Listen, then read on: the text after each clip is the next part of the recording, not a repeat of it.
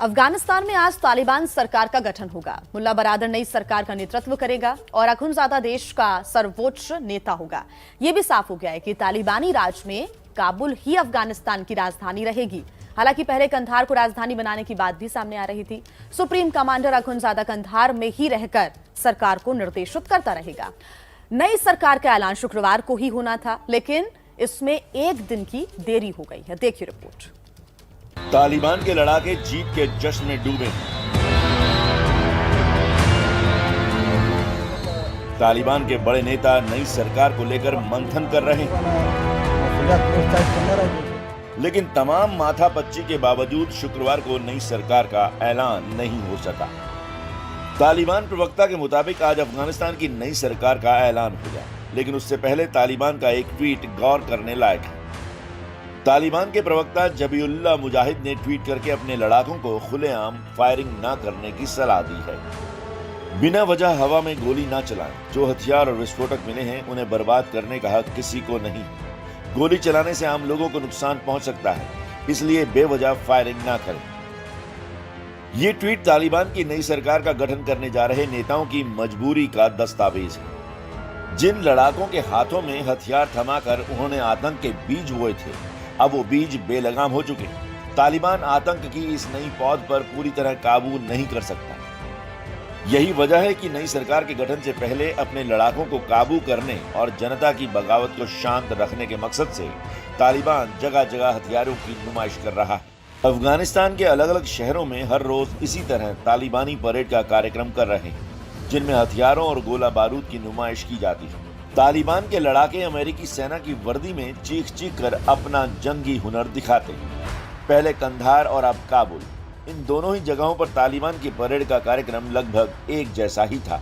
हालांकि कंधार में तालिबान ने हथियारों की ज्यादा नुमाइश की, तो काबुल में तालिबान के लड़ाकों को ज्यादा दिखाया गया। काबुल की परेड में फतेह ब्रिगेड के लड़ाके अपना हुनर दिखाते नजर आए। फतेह के अलावा बद्री 313 के जवानों ने भी काबुल की परेड में हिस्सा लिया। लेकिन कंधार में तालिबान की परेड को देखकर दुनिया दंग रह गई, क्योंकि आमतौर पर परेड में रक्षा से जुड़े साजो सामान दिखाए जाते हैं, लेकिन तालिबान की परेड जरा हटकर थी। इसमें रक्षा से जुड़े हथियार कम और आतंक के हथियार ज्यादा थे।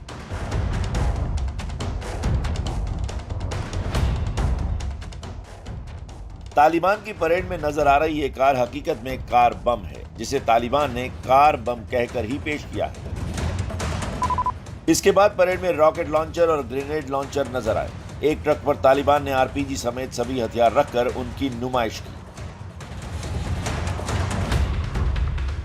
परेड में आतंक के इस्तेमाल में आने वाली तरह तरह की राइफलों को भी दिखाया गया, जिसके साथ पिस्टल भी रखी नजर आ रही थी। तालिबान ने अपने इस शक्ति प्रदर्शन में उस विस्फोटक को भी दिखाया जिससे सेना की बख्तरबंद गाड़ियों को उड़ाया जाता है। ये येलो बैरल बम है। तालिबान का दावा है कि इसी बम से उसने अमेरिकी सेना की कई हमवी और दूसरे मिलिट्री वाहन को तबाह किया। और सबसे आखिर में आया तालिबान का वो हथियार जिसे आतंक का अचूक वार माना जाता है, यानी आत्मघाती हमलावर। तालिबान ने इस परेड में वो जैकेट भी दिखाई जिसे पहनकर आत्मघाती हमलावर धमाका करता है।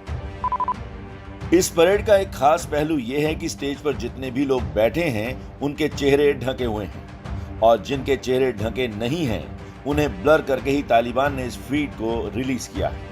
जाहिर है तालिबान इन चेहरों को दुनिया के सामने नहीं दिखाना चाहता है, क्योंकि इनमें से बहुत से लोग अमेरिका या संयुक्त राष्ट्र के घोषित आतंकी हो सकते हैं। तालिबान के परेड के कार्यक्रम शहर के सबसे बड़े ग्राउंड में होते हैं, लेकिन तालिबान के लड़ाके सड़कों पर भी टैंकों में सवार होकर चक्कर लगा रहे हैं। कंधार की सड़कों पर भी तालिबान के लड़ाकों ने अमेरिकी सेना की बख्तरबंद गाड़ियों का काफिला निकाला, जिसमें सैकड़ों तालिबानियों ने हिस्सा लिया। देश के अलग अलग शहरों में हर रोज इस तरह की परेड के पीछे तालिबान की दलील है कि वो 20 सालों बाद मिली जीत का जश्न मना रहा है और देश के लोगों को अपने साथ जोड़ने की कोशिश कर रहा है। हालांकि जानकारों की राय इससे हटकर है। तालिबान जगह जगह परेड और प्रदर्शनियां इसलिए कर रहा है क्योंकि वो एक संदेश भेजना चाहता है। संदेश भेजना चाहता है पूरी दुनिया को और दुनिया के देशों को जो अब हम बहुत सशक्त हैं। तो हमारे यहाँ पर हमारे अंदरूनी कामों में, मामलों में आप कोई भी किसी प्रकार की दखल अंदाजी करने का सोच ही भी मत। तालिबान ने इस बार अपनी सरकार में महिलाओं को भी जगह देने का वादा किया है, लेकिन महिलाएं किस रूप में सरकार में काम करेंगी ये अब तक साफ नहीं हुआ है। सरकार में महिलाओं की भागीदारी को लेकर लगातार प्रदर्शन हो रहे हैं। हेरात के बाद काबुल में भी महिला सामाजिक कार्यकर्ताओं ने प्रदर्शन किया। अफगानिस्तान की नई सरकार कैसी होगी, उसका क्या रुख होगा, इसे लेकर पूरी दुनिया डरी हुई है। आज नई सरकार की तस्वीर सामने आने के साथ ही तमाम देशों का रुख भी सामने आएगा। अफगानिस्तान की नई सरकार को लेकर अंतर्राष्ट्रीय संबंधों में बदलाव का नया दौर शुरू होने वाला है।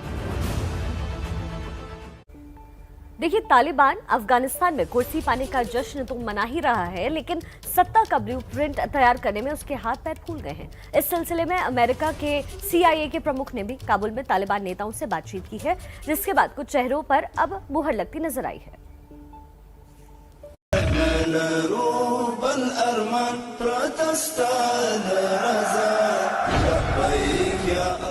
तालिबान ईरान की तर्ज पर सरकार का गठन कर सकता है।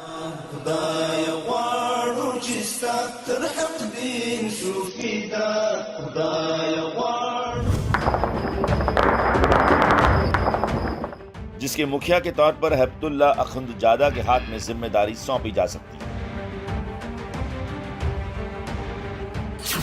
तय हुई रूपरेखा के मुताबिक तालिबान का सुप्रीम कमांडर हेपतुल्ला अखुंदजादा अमीरुल मोमिनीन की भूमिका में रहेगा, लेकिन सरकार की असल कमान मुल्ला बरादर के हाथ में होगी, जो राष्ट्रपति होगा। बरादर के नीचे सरकार में तीसरे नंबर पर मुल्ला याकूब और शेर मोहम्मद अब्बास होंगे।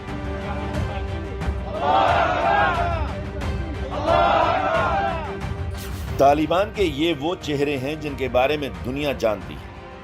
अब ये अफगानिस्तान की कमान संभालने जा रहे हैं, तो हम इतिहास भूगोल भी बताते हैं।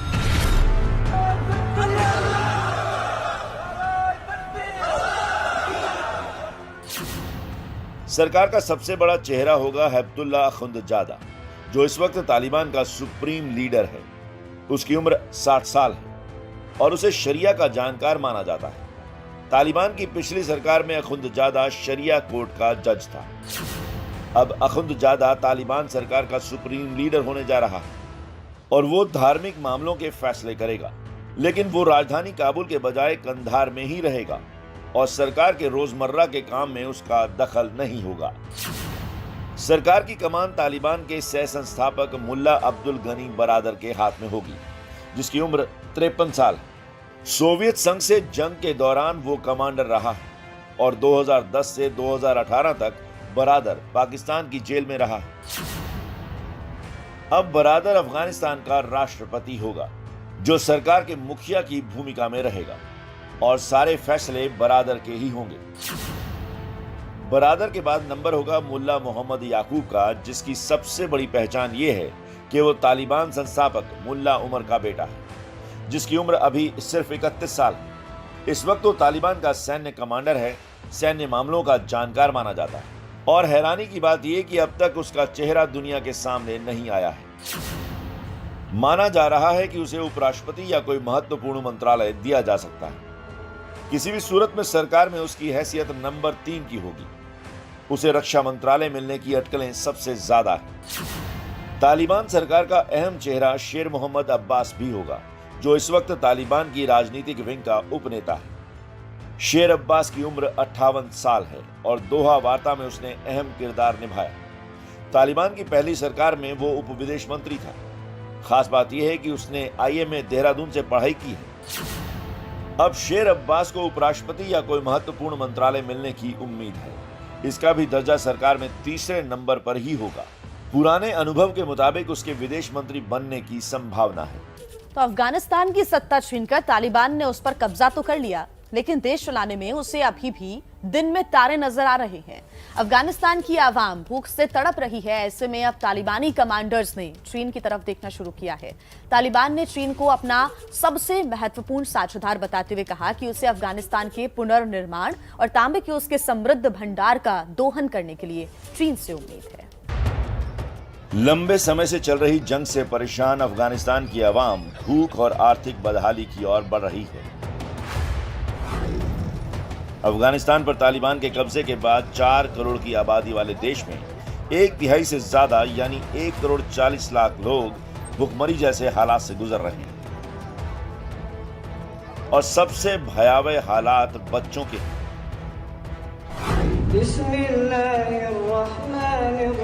जाहिर है बंदूक चलाने वाले तालिबान के हाथ सरकार चलाने में कच्चे हैं।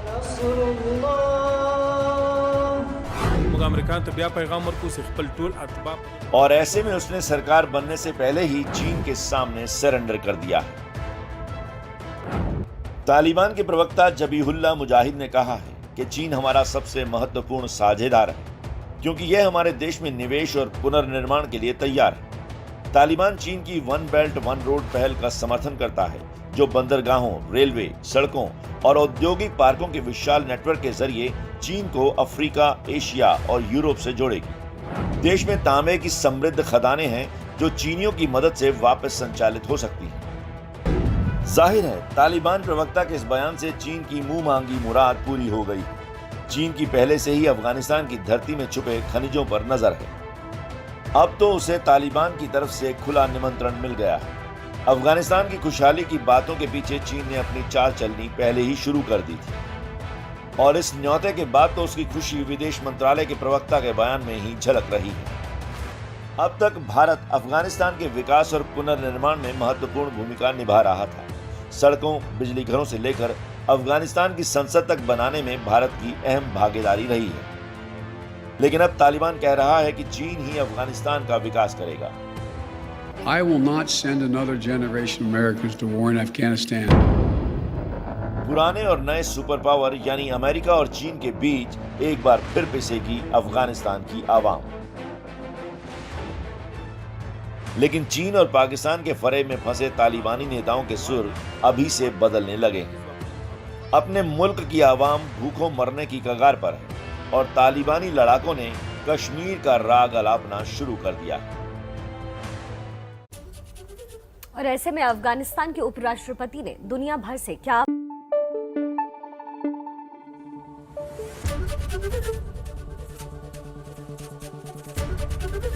एबीपी न्यूज आपको रखे आगे।